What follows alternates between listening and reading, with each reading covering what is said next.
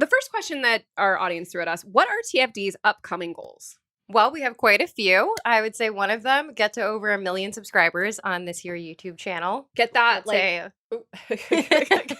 get that plaque. So for those who are watching YouTube, so we get this littler plaque at 100,000, but when you get to 1 million, you get like this enormous gold plaque. If you want that plaque. Yeah, tell your friends. Tell your family. Your friends. Tell your family. What else is a goal? Yeah, so growth on all platforms. We've had insane growth on Instagram in the last year. Just from people coming to our channel and liking it. It's been really fun to see that grow because I think people genuinely get a lot of joy out of our Instagram posts, and that is close to 1 million as well. So that's another one that maybe that should be our number for the year, 1 million. It's the number. It's the year of 1 million. Yeah. And then a little more qualitatively, I think we want to launch a new YouTube series at some point that I'm going to be working on a lot more closely, which is exciting. We want to, at one point, host a one-day conference for freelancers and, you know, people who want to run their own business or have a side gig, something like that. So really just expand what we're doing. Totally. Anything that you would add to that?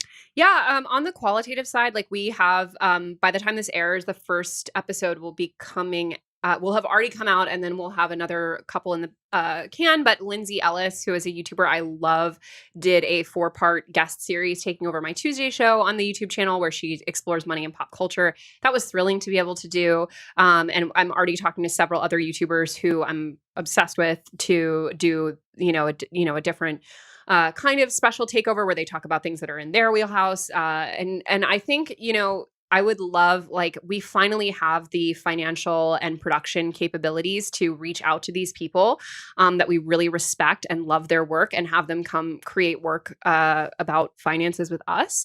So that's very exciting. We're also doing a good amount of events this year at which we've been able to also bring out people that we really love and respect. So, we're doing a website redesign. We're doing a website. It's going to be launching, hopefully, Tax Day 2020 is our new website, and it is going to be fabulous. So yeah, there's a lot this year. But I think one good thing, and you can maybe correct me if I'm wrong, but one good thing is we did a lot of hiring over the last 6 months, and we're pretty much good for really the last month, especially the last month. But like we're really good for 2020, which is great. Like we may end up hiring another person, but like there's no like pain points anymore, whereas there really were up until this point. And like hiring is very difficult and time consuming. So that's awesome. What do you see as the biggest issue for media companies of TFD's size? Yeah, well, the biggest challenge, I think, is that from an audience perspective, i.e. all of you listening or watching at home, we're the same as like the BuzzFeeds and the Vices of the world. But meanwhile, like our entire operating budget is probably equivalent to like their furniture budget. Like when Jonah Peretti sneezes, that's our whole budget. But from your guys' perspective, our stuff is free, their stuff is free also. It has to be just as good, if not better. And that's a high bar. So there's that. And not only are we competing for audience, we're competing for advertisers. And that is a whole other ballgame because let me tell you, the ad sales world is crazy. There was, I learned when I first started in this industry about these things called sunglasses and jeans parties, which is where like salespeople would take out media buyers and just take them to a store and say, buy whatever you want, like a sunglass store or something. I can tell you we've never done that and never will. I don't know how prevalent that still is, but just suffice to say that there's a lot of whining and dining and just like to get in front of.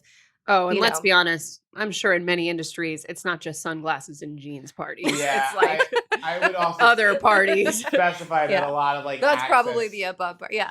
A lot of like access journalism goes down where it's like, well, we'll tell you a story early, but a lot of your other stories would be a little nicer. Right. And if you'd like a review unit of this like refrigerator for your home, we could do a 12-year-long review. Right. Yeah. No, we're like very above board with our client relationships, but that's honestly not even the biggest thing. I think the biggest thing is that advertisers can just go, and by that I mean any brand basically that wants to put their message out there can also just advertise directly on Facebook or Instagram, or Amazon is actually one of the biggest advertising platforms now. So Amazon is our competitor. Great.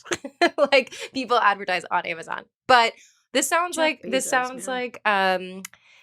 so some whining, but it's actually kind of a humble brag because I think we're doing pretty good, all things considered. Yeah. And you know what? I think honestly, in many cases, like one thing that I think is our biggest advantage is that we're totally independent. We have no funding. We have no board. We have no one who has to we have no bureaucracy. We're very able to make our own decisions.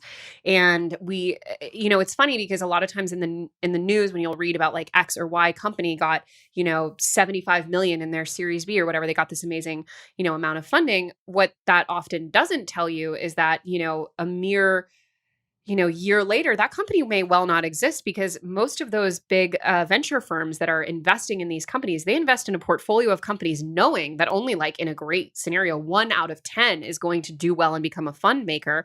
So they put enormous pressure on these companies to scale and grow and scale and grow past what is sustainable to to essentially have a chance of earning out that initial investment.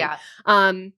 And in many ways, I've seen both in media and in other industries, I've seen companies who are at the back end of receiving that funding and their lives became miserable overnight. And they can have a year where they have 120 million in profits and it's still considered a failure because they were targeting 250 million. But that initial goal was externally imposed upon them. So in many ways, it's kind of nice to be well, if we make a decision, it's ours to make and our goals are our own to set, Yeah.